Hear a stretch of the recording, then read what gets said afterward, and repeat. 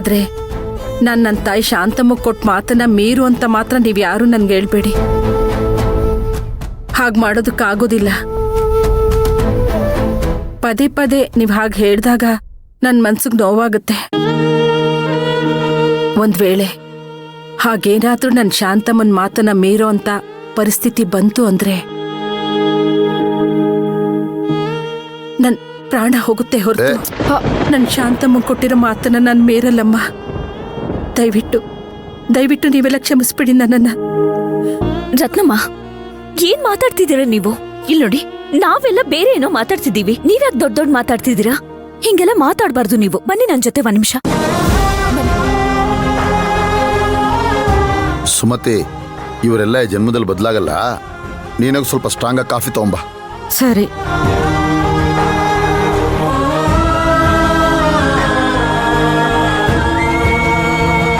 ರತ್ನಮ್ಮ ಅವ್ರೆ, ಶಾಂತಿ ಕನ್ಸಲ್ ಬಂದ್ಲು, ನೀವ್ ಅವಳಿಗೆ ಮಾತ್ ಕೊಟ್ಟೆ ಅಂತ ಹೇಳಿದ್ರಿ. ಈ ಕನ್ಸಲ್ಲ ನೀವ್ ನಂಬ್ತೀರಾ ರತ್ನಮ್ಮ ಅವ್ರೆ? ಇವತ್ತು ನಿಮ್ ಮುಂದೆ ಅವಳೇ ಇಲ್ಲ ಅಂದ್ಮೇಲೆ ನಿಮ್ ಆರೋಗ್ಯಕ್ಕಿಂತ ಅವಳು ಕೊಟ್ಟಿರೋ ಮಾತ್ಗೆ ಅಷ್ಟೊಂದು ಪ್ರಾಮುಖ್ಯತೆ ಕೊಡ್ತಾ ಇದ್ದೀರಿ. ಅಚ್ಚಮ್ಮ, ನನ್ನ ಹೆತ್ತ ತಾಯಿ ಸತ್ತು ತುಂಬಾ ವರ್ಷ ಆಯ್ತು. ಈಗ್ಲೂ ನನಗ್ ನೋವಾದ್ರೆ, ಸಂಕಟ ಆದ್ರೆ ಅಮ್ಮ ಅಂತೀನಿ. ಅವ್ರು ಸತ್ತೋದ್ರು ಅಂತ ನಾನವ್ರನ್ನ ಮರ್ತಿದ್ದೀನ? ಇಲ್ಲ ತಾನೆ. ಶಾಂತಿ ನನ್ನಮ್ಮ, ಶಾಂತಿ ನಿವಾಸ ನನ್ನ ಮನೆ. ಅದು ಈ ಜನ್ಮದಲ್ಲಿ ಬದಲಾಗಲ್ಲ ತಾಯಿ. ಯಾರು ಏನೇ ಹೇಳಿದ್ರು ಸರಿ, ಏನೇ ಮಾಡಿದ್ರು ಸರಿ. ಇನ್ನೊಂದ್ಸಲ ಈ ವಿಷಯದ ಬಗ್ಗೆ ಮಾತಾಡ್ಬೇಡ ಕಣಮ್ಮ. ದಯವಿಟ್ಟು ನನ್ನ ಕ್ಷಮಿಸ್ಬೇಡ.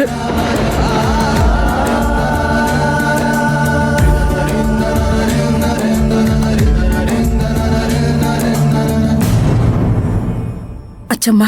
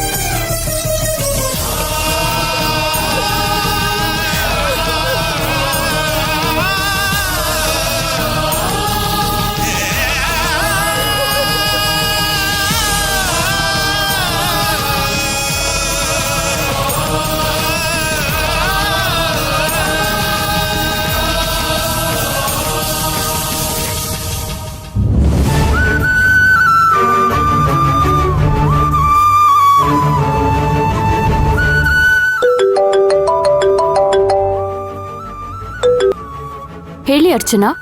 ಅಕ್ಕ, ಅದು ನಮ್ ರತ್ನಮ್ಮ ಇದ್ದಾರಲ್ಲ, ಅವರು ಮೊದಲು ಶಾಂತಿ ನಿವಾಸದಲ್ಲಿ ಯಾವಾಗ್ಲೂ ಇತ್ತೀಚೆಗೆ ತಲೆ ಸುತ್ತ ಬಿದ್ದೋಗಿದ್ರಂತೆ.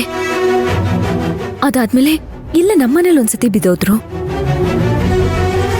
ನಾನ್ ಡಾಕ್ಟರ್ ಹತ್ರ ಕರ್ಕೊಂಡೋಗಿದ್ದೆ. ಡಾಕ್ಟರ್ ಏನ್ ಹೇಳಿದ್ರು ಗೊತ್ತಾ? ಅವರಿಗೆ ಮೊದಲನೇ ಸಲ ತಲೆ ಬಿದ್ದಾಗ್ಲೇ ರಕ್ತ ಹೆಪ್ಪುಗಟ್ಟಿತ್ತು. ಅದಕ್ಕೆ ಆಗಾಗ ಅವರಿಗೆ ತಲೆ ಸುತ್ತು ಬರುತ್ತೆ. ತುಂಬಾ ಕೆಲಸ ಮಾಡ್ತಿದ್ದಾರೆ ಅಂತ ಅನ್ಸುತ್ತೆ. ಇಂಥ ಟೈಮಲ್ಲಿ ತುಂಬಾ ರೆಸ್ಟ್ ಬೇಕು ಅವರಿಗೆ, ಇಲ್ಲ ಅಂದ್ರೆ ಮತ್ತೆ ತಲೆ ಸುತ್ತು ಬರ್ತಾನೆ ಇರುತ್ತೆ. ಅದಕ್ಕೆ ನನಗೋಸ್ಕರ ಒಂದ್ ಸಹಾಯ ಮಾಡ್ತೀರಾ ಪ್ಲೀಸ್? ಸರಿ, ಆಯ್ತು.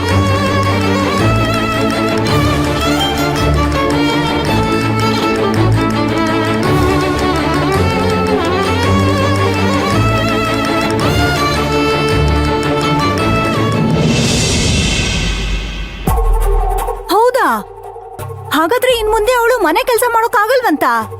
ಅಯ್ಯಯ್ಯೋ, ಏನ್ ಮಾಡೋದು ಇವಾಗ? ಅಲ್ಲ, ನಾವು ಅವಳನ್ನ ಇಟ್ಕೊಳ್ಳೋ ಹಾಗೂ ಇಲ್ಲ, ಕಳ್ಸೋ ಹಾಗೂ ಇಲ್ಲ. ಎಷ್ಟೋ ವರ್ಷದಿಂದ ನಮ್ಮ ಮನೇಲಿ ಇದ್ದಾಳಲ್ಲಮ್ಮ ಅವಳು. ಹಾಗೇನಿಲ್ಲ ಅತ್ತೆ, ಸಣ್ಣ ಪುಟ್ಟ ಕೆಲ್ಸಗಳನ್ನೆಲ್ಲ ಮಾಡಿಸ್ಕೋಬಹುದು. ದೊಡ್ಡ ದೊಡ್ಡ ಕೆಲ್ಸಗಳನ್ನ ಮಾಡಿಸ್ಕೋಬೇಕು ಅಂದ್ರೆ ಬೇರೆ ಯಾರನ್ನಾದ್ರೂ ನೋಡ್ಕೊಂಡ್ರೆ ಒಳ್ಳೇದು ಅಂತ ಹೇಳ್ತಾ ಇದೀನಿ ಅಷ್ಟೇ. ಸರಿ ಬಿಡು, ನಾವ್ ಏನ್ ಮಾಡ್ಬೇಕು ಅಂತ ಯೋಚನೆ ಮಾಡೋಣ. ಸರಿ ಅತ್ತೆ. ಏ ರತ್ನ, ಏನ್ರಮ್ಮ?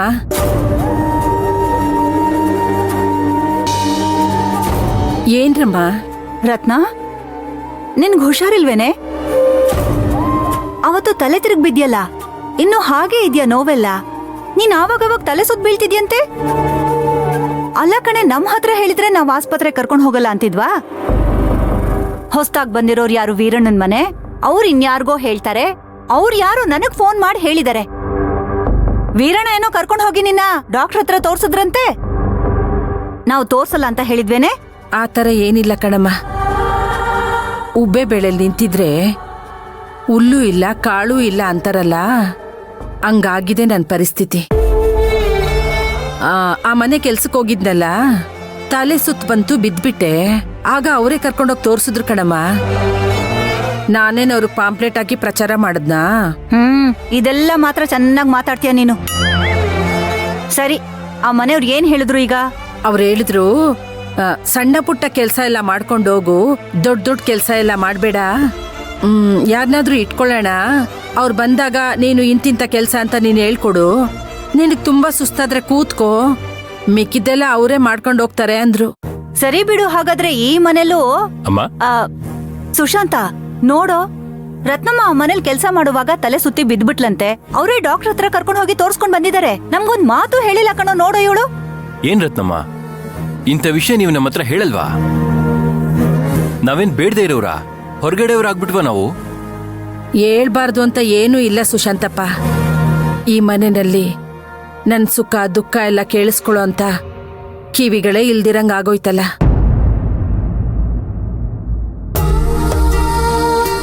ಆ ನನ್ನ ತಾಯಿ ದೇವತೆ ಶಾಂತಮ್ಮ ಇದ್ದಾಗ ಎಲ್ಲಾನು ಹೇಳ್ಕೊತಿದ್ದೆ.